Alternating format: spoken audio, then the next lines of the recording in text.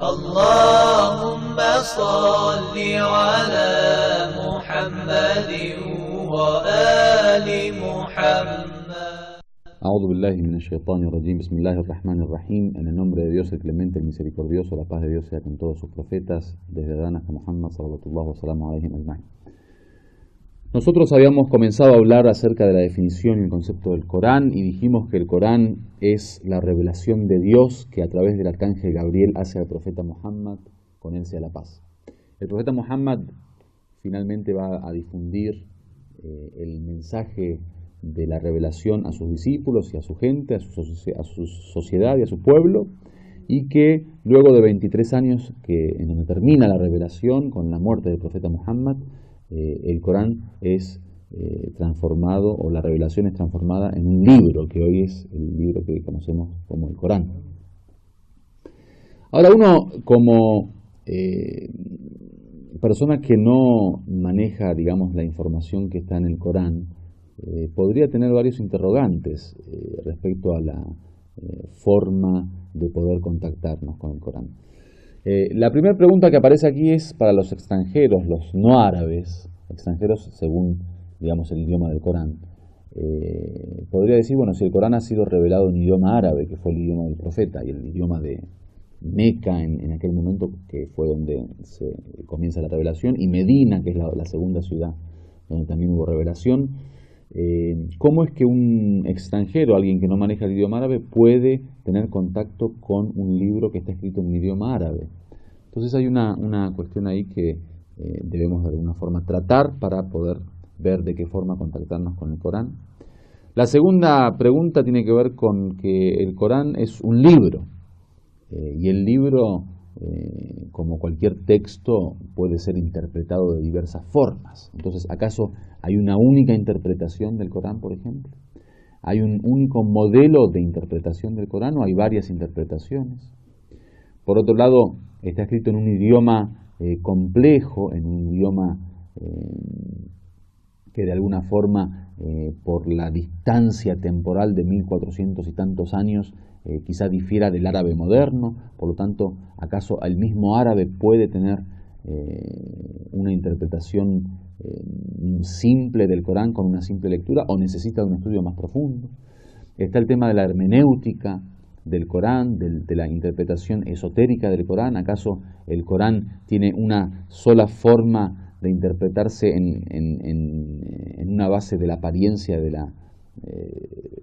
versículo, de la leya, lo que llaman aya en árabe, o bien necesita de una profundización? ¿Acaso hay, por ejemplo, aleyas que simplemente con leerlas uno puede comprender su concepto o sus enseñanzas, o necesitan de un tipo de profundización, de precisión que la hacen un poco más compleja?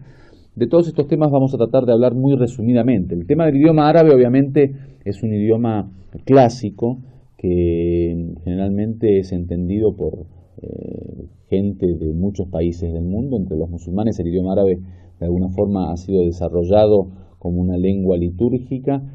Todos los musulmanes del mundo rezan sus oraciones en idioma árabe. Todos, o la gran mayoría, hacen sus súplicas en idioma árabe.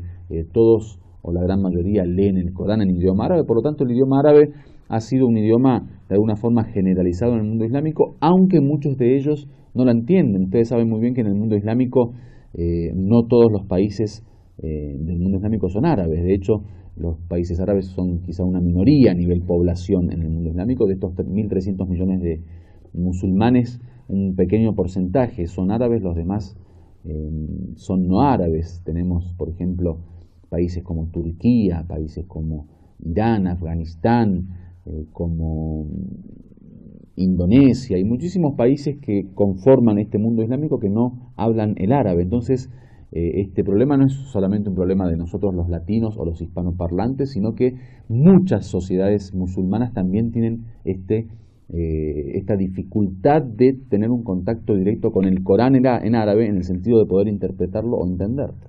Entonces esa es una cuestión que debemos tocar y que seguramente en las próximas clases vamos a ir hablando más detalladamente. Obviamente el Corán ha sido traducido a muchísimos idiomas.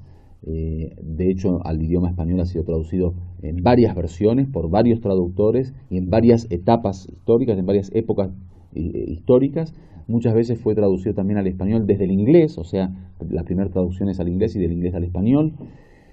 Y por lo tanto hay una forma de acceso al Corán a través del idioma español, aunque obviamente se pierde mucho en la traducción. Ustedes saben muy bien que la traducción al fin y al cabo no es más que la comprensión y la interpretación del mismo intérprete. O sea, es la traducción de un hombre que maneja dos idiomas y que intenta transportar o transmitir el concepto de un idioma a otro con sus propias palabras, su propia, digamos, interpretación. Entonces, nosotros decimos que al fin y al cabo, si bien la traducción ayuda mucho a tener una comprensión del Corán y de las enseñanzas del Corán, quizá no sea su validez al 100%, en el sentido de decir que quien lee el Corán en español tiene el mismo sentido y la misma capacidad de entender su contenido como quien lo lee en árabe. Por eso es importante, más allá de la lectura del Corán, el poder tener acceso a interpretaciones del Corán que, más allá de un entendimiento simple de sus significados, también han tratado de profundizar en la explicación detallada de muchas cuestiones que a veces en una lectura simple o a simple vista no puede uno comprender. Así todo, también existen muchos libros dedicados al tema de las traducciones del Corán, o sea, la forma en que se debe traducir el Corán, el estilo correcto de traducción de una palabra árabe a otros idiomas.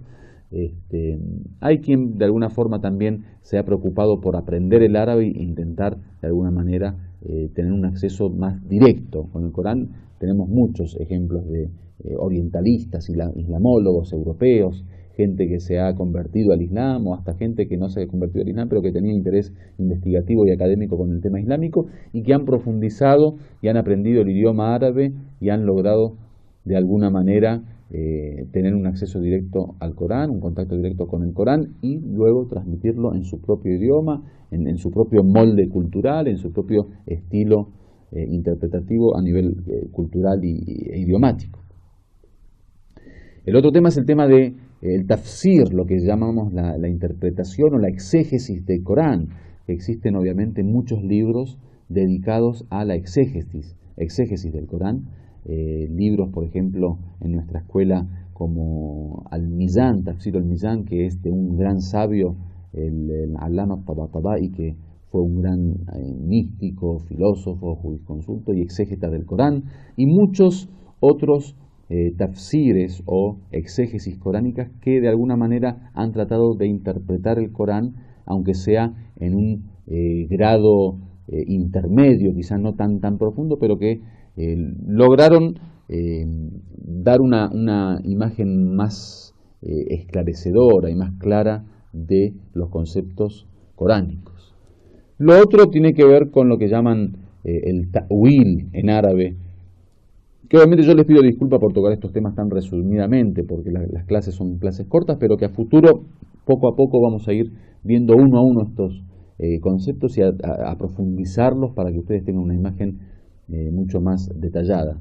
El ta'wil es lo que muchos traducen como la hermenéutica o como la interpretación esotérica o como la exégesis gnóstica o mística, y tiene que ver con esos significados que no solo muestran, la explicación de la palabra en sí, sino transportan la explicación hacia la realidad del Corán. Digamos, no solo dan un significado a la palabra, sino saltan del significado a la realidad. Que esos son temas que con el tiempo vamos a ir explicando con mayor detalle. Hasta acá la clase de los detalles del Corán y la profundización del Corán. Seguiremos, si Dios quiere, en las próximas clases hablando sobre el Corán y sus enseñanzas. Muchísimas gracias y que Dios los bendiga.